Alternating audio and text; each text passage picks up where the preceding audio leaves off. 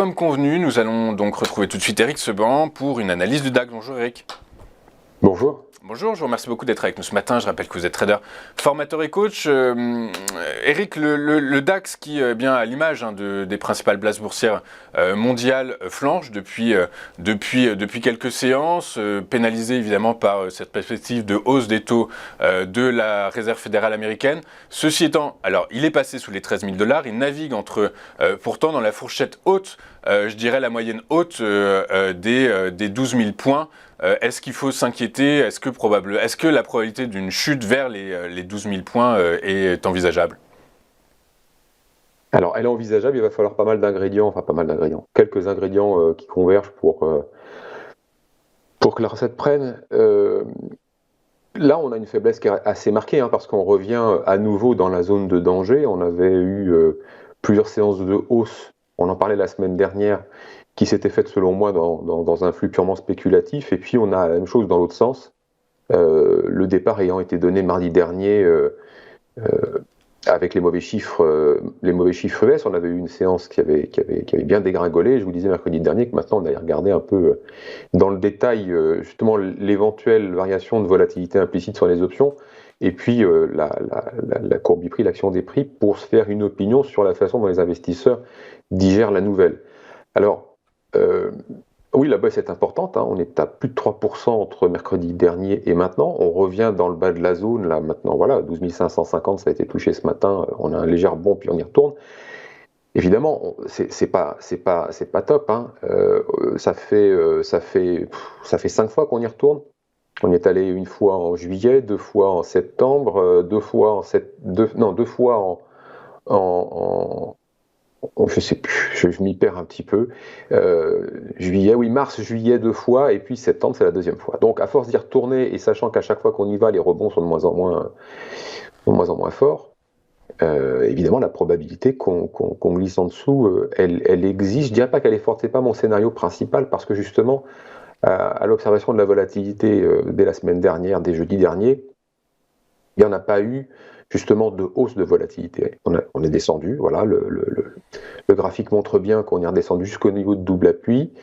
Un rebond technique est encore possible, bien sûr, mais comme il n'y a pas eu de hausse de volatilité, c'est la raison pour laquelle ça me conduit à penser que c'était encore un flux spéculation qui se prend des portes de saloon, à la hausse, à la baisse, que ce soit des spéculateurs qui travaillent les marchés de produits dérivés, ou bien des vendeurs d'options qui sont contraints de gérer du delta sur les options vendues, peu importe, ça reste de la spec, et il n'y a rien de fondamental là-dedans, il n'y a pas d'obligation de vente de la part des gérants, parce que justement, comme la volatilité n'a pas augmenté, ça veut dire que les besoins de protection n'étaient pas présents, et c'est justement ça que je vais regarder, parce que sur le plan contextuel, à part de nouvelles tensions avec l'Ukraine, on n'a rien de nouveau. Sur le plan économique, depuis mercredi dernier, il n'y a rien.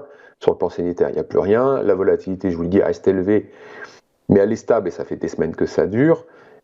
Et c'est normal, tout le monde est méfiant, mais tout le monde aussi est protégé. C'est bien ça qu'on lit dans le couple analyse Chartis, analyse de la volatilité. Et donc, comme on a un flux essentiellement spéculatif, ça veut dire que les gérants n'ont pas eu l'obligation de bouger, comme je viens de vous le dire, ils sont protégés. Ils sont protégés jusqu'où ? Ça, c'est la question, en fait, on ne sait pas. Jusqu'à 15 500, oui, bien sûr, mais ça, on le sait bien, puisque ça fait plusieurs fois qu'on y retourne, et qu'à chaque fois, on n'a pas eu de hausse de vol, et à chaque fois, on a eu des rebonds plus ou moins timides, ou plus ou moins forts, mais essentiellement spéculatifs. Ce qui va être intéressant de voir, c'est maintenant si on passe sous 15 500, parce que je vous l'ai dit à plusieurs reprises, et vous l'avez repris à l'instant, glissade jusqu'à 12 150, 12 000, bien sûr, parce qu'il n'y a rien pour arrêter, mais il va falloir autre chose que juste passer en dessous. Il va falloir que la volatilité augmente, il va falloir que, en effet, on constate que les protections ne sont pas un cran plus bas. Parce que si elles sont un cran plus bas, ça ne va pas bouger. On va passer en dessous temporairement, à la faveur d'un manque d'acheteurs, et puis on va très probablement, sans en relais, revenir réintégrer la zone actuelle. Quand vous dites en dessous, c'est en dessous des 15 500 points ou des 12 000 points, des 12 500 points, pardon, ou des 12 000 points ? 12 500. 12 500, d'accord. La zone 12 500, 550 dans laquelle nous sommes exactement à l'instant. Oui, c'est ça. J'ai peut-être dit autre chose, je me suis trompé. Non, pas du tout. Non, c'est juste que vous n'aviez pas précisé. Je ne savais pas, je n'avais pas compris si il fallait craindre que ce mouvement vienne à franchir à la baisse les 12 000 points, en fait. Ou si on allait naviguer. 12 500, avec une hausse de volatilité, c'est en effet une glissade extrêmement probable jusqu'à 12 150 et 12 000. Mais il va falloir les deux. Si on a juste un passage sous 15 000, 12 500, pardon, c'est peut-être là que je me suis trompé, ça ne va pas être suffisant pour avoir un relais. Parce que justement, si la vol n'augmente pas, ça veut dire que justement les protections sont opérantes et donc par conséquent, il n'y a pas d'obligation justement d'aller vendre ses portefeuilles, de faire le ménage et de commencer à sortir à faire des programmes de vente, hein, tout simplement. On n'en est pas du tout là. Et puis, bien sûr, un énième rebond est encore possible, hein, dans la zone. Mais on voit bien que les rebonds sont de plus en plus timides. Là, nous sommes remontés jusqu'à... Voilà, le dernier rebond, c'est 13 500. Le précédent, c'était 14 000.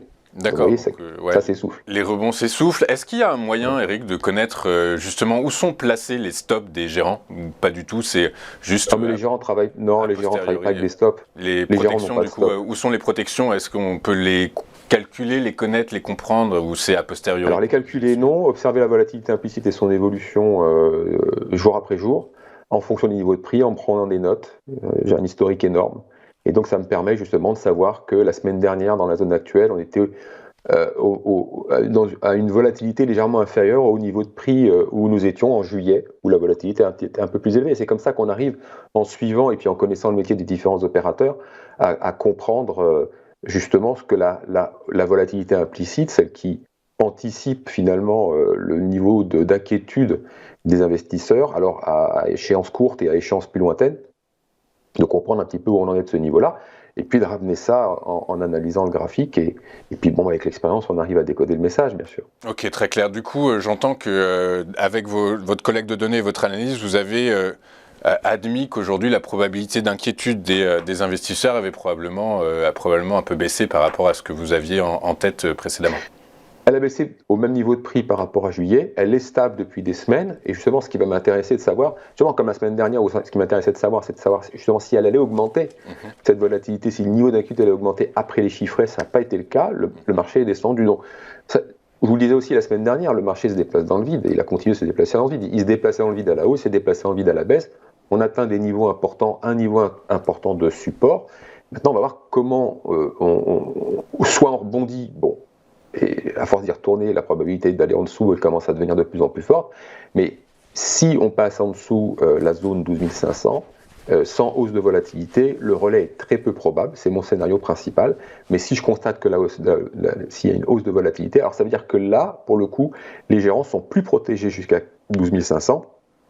Certainement pas jusqu'à 12 000, et qu'il va falloir justement qu'ils refassent leur couverture pour aller jusqu'au prochain support, c'est-à-dire la zone 12 000, 12 150. Dans ces cas-là, à ce moment-là, en effet, on peut avoir une hausse de volatilité qui traduit une inquiétude, donc qui conduit forcément à l'analyse, à la conclusion qu'ils ne sont plus protégés sous 15 500.